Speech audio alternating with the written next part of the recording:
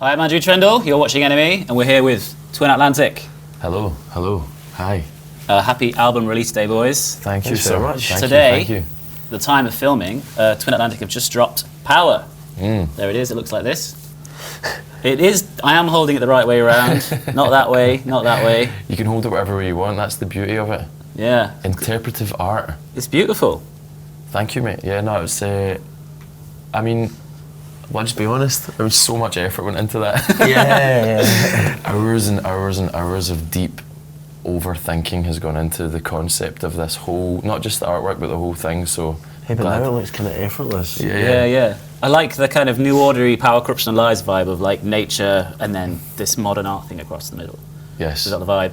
Never an original idea from us has ever come out, but that's spot on. What can you tell us about that photo? That's amazing.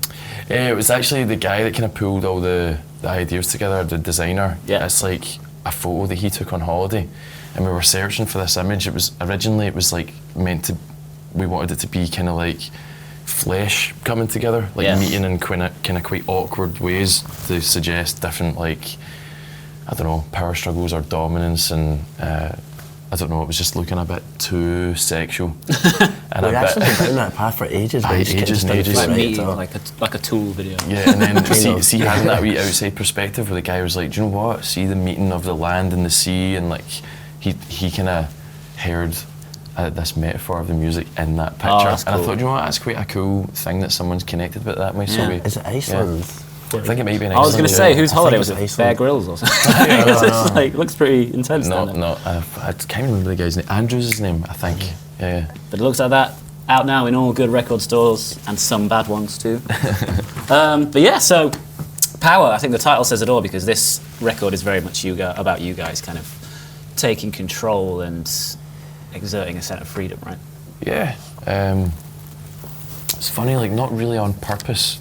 Nothing was really kind of premeditated in any way, apart from maybe the origin of the situation we found ourselves in, where we chose to leave our last record deal, which was, now looking back, pretty bold, maybe a little bit arrogant and a little bit too kind of cocky, because we thought, we'll just get a new deal in like a couple of months' time, it'll be chill, we'll make some demos, like, we've been going for a minute, people know the band name, it'll be easy, and then like, I think that was actually the exact opposite. We've been going for a minute, so people are like, why are you guys still doing this or something? But it was good, man. That actually forced us to really think about what it was that we're making and take it a lot more seriously.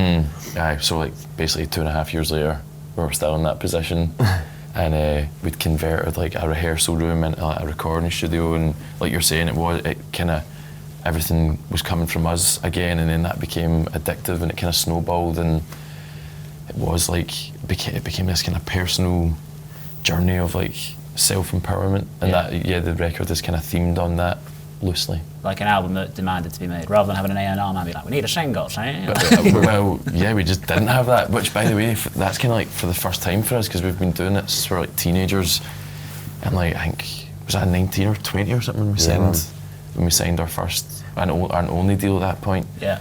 So we'd always kind of had like somebody kind of putting their oar in and you know, try to help us, not try to control us, but try to help us from their experience in that. And I don't know, you can get confused quite easily when it comes to something creative. Yeah. And this was really one of the first times that do you know what, this is probably the first time that we've had like the tools and the wherewithal to actually make an album and have a reason to make it. I think right.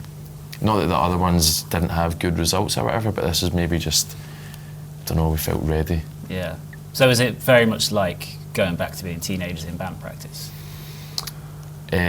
Yes. Like honestly, as close to that as you could get. Because I mean, we met just because we had no idea what we were doing yeah, the whole time. But we kind of embraced that limitation. Like we didn't know how to properly record, and we didn't know how a lot of the drum machines and synths that we're messing about with really, you know what I mean, how to work them. But that meant we were making mistakes, and that's kind of where we started out. Like I think I'd been playing the guitar for 10 minutes. Yeah, maybe like 6 months or something like that, and then we did our first gig. Writing just, I don't know, I kind of enjoy feeling uncomfortable, obviously. That's a pattern that's developed.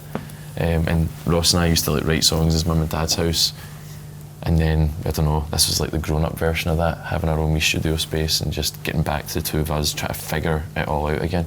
Yeah. So what was it, did you feel out of your comfort zone when the idea of going synth pop first came about in the room?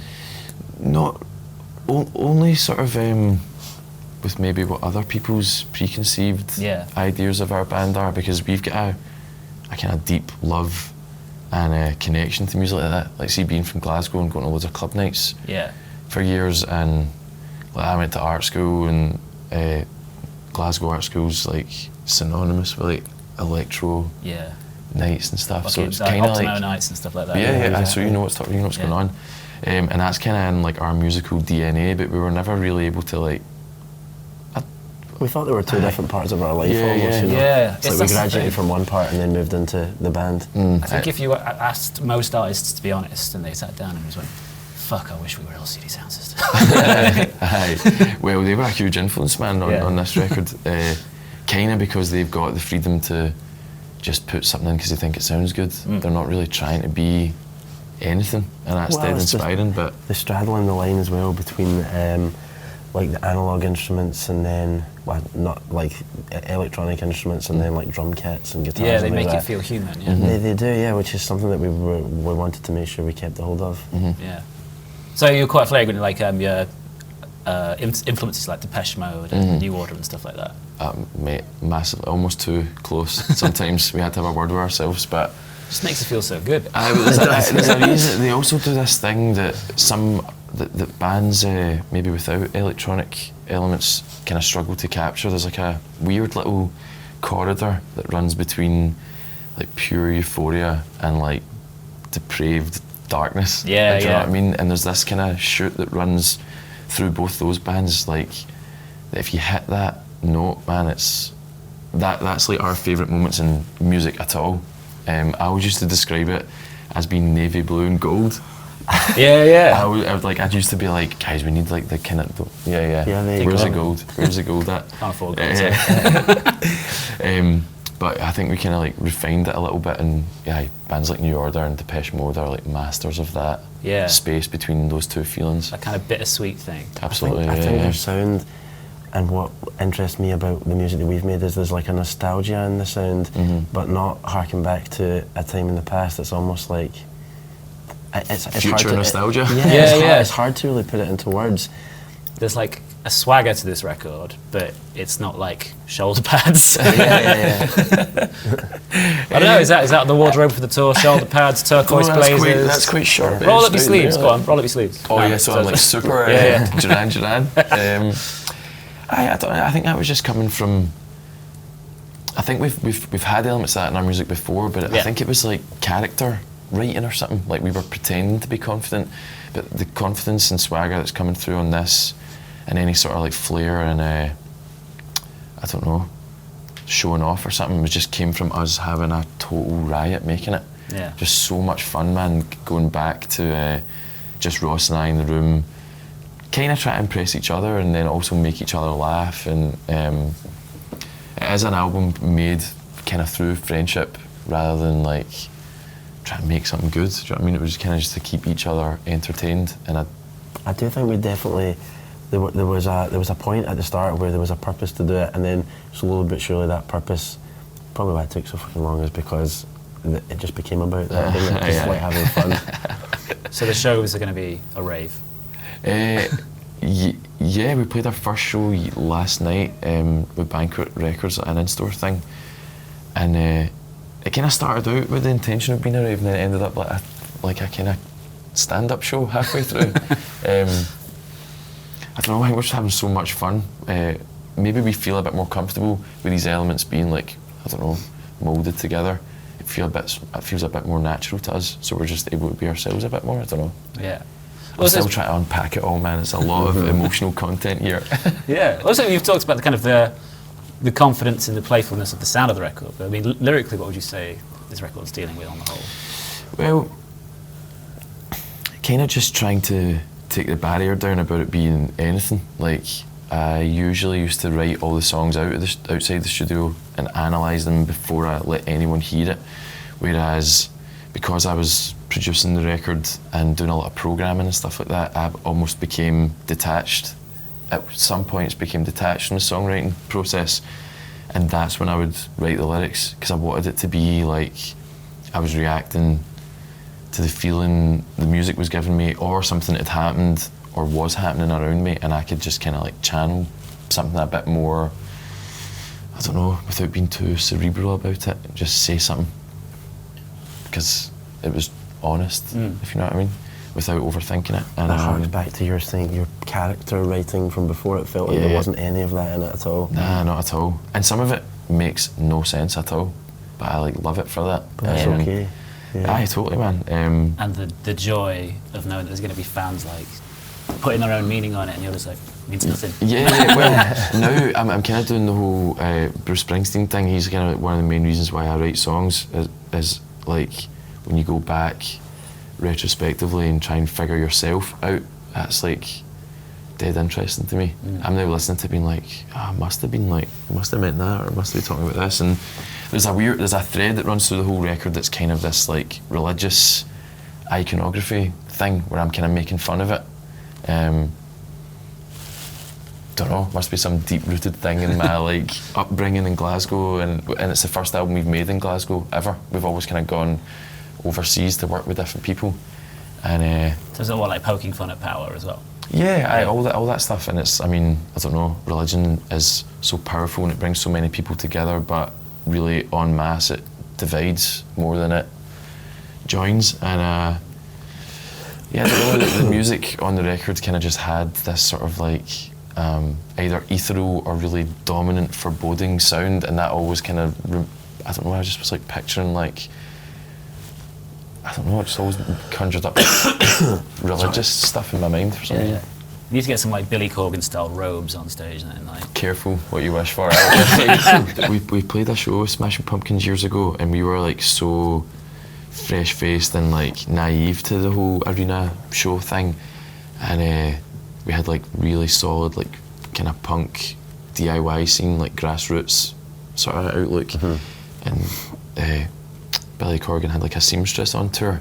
I remember at the time being like, that's not music, man, like what is going on? And kind of like spoke out about it naively, and now I kind of get it. Like if we had the cash to splash, I'd be doing all that stuff. My seams! Why does no one attend to my seams? That's still outrageous.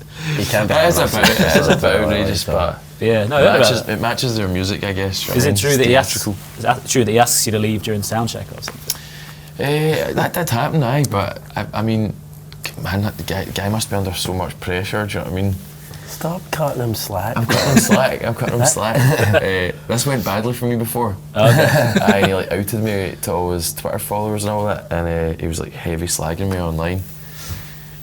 Twitter, dangerous place. I know. So, hey. Great band, though. Respect. If we were sports teams, man, he's won like the Champions League 10 times over, and I'm in like, all due respect to all teams there, but I'm in like the championship or something. Yeah, that's more bit of a golf there, and more fun now. Aye, a bit more real maybe, I don't know, a bit more genuine, but hey. So how have fans reacted to you pushing the boundaries so much and redefining what Twin Atlantic can be? I think it's been good. Aye, pretty good. Like I think people that do follow our band, like they know that about us. They know that with every record we try and kind of go down a different avenue of guitar music, and I don't know, I think they're starting to see that trend that we're never going to just make the same album again. There's still enough of a thread, I think, that goes through the whole record. The energy to it, the flow of it, your vocals. Yeah, true. It's still a Twin Atlantic album, if you know what I mean. Yeah. It's just like the next iteration. Yeah. I don't know if they enjoyed it so much on the last record we made, GLA. I think they were a bit like fed up with it. That's too far, guys. That's too far. Because it came after us doing like kind of big pop songs, and then we did a grungy, bluesy riff, like really grungy rock record. I think they were a bit like disappointed in us. But so I think this time they're like getting turned on again, which is nice to see. So will next time be speed metal or EDM or both? Speed EDM. EDM. There you go. Speed EDM. Speed EDM. There you go. created. That's my job. I'm supposed to invent genres. there you go. Speedy M record, 2022. Challenge accepted. Sure. Do you feel like there's like a record that you haven't made that you want to make? Always, man. I did enjoy the electronic element to this record and the kind of minimalist approach to it. I feel like we could dive into that a lot further. And a lot of our songwriting is still very quite linear, so maybe trying to like mix that up a little bit. But I think you've kind of got to earn that. You've either got to do that from the beginning, and that's why you started your band, or you've kind of got to earn the right to be that experimental. But we're definitely very kind of like left-leaning with our music taste. But then when it comes to writing music, we just can't help. We get to the chorus, and we're like, right, be cool, just be chill It's just about when we it. get together, I don't know, it's just something. we just always go for the pure money shot. So, yeah, maybe to make an album, it's just get some element of chill to it. Yeah. Jesus, man. And then Decorum. 2024, 8-minute Jazz Odyssey, Speedy M breakdown. Yes, yeah. You heard it here first? Yeah. Sick. So, Alec, thank you very much. Mate. Cheers, guys. Thanks, Thank man. you. Cheers, thanks.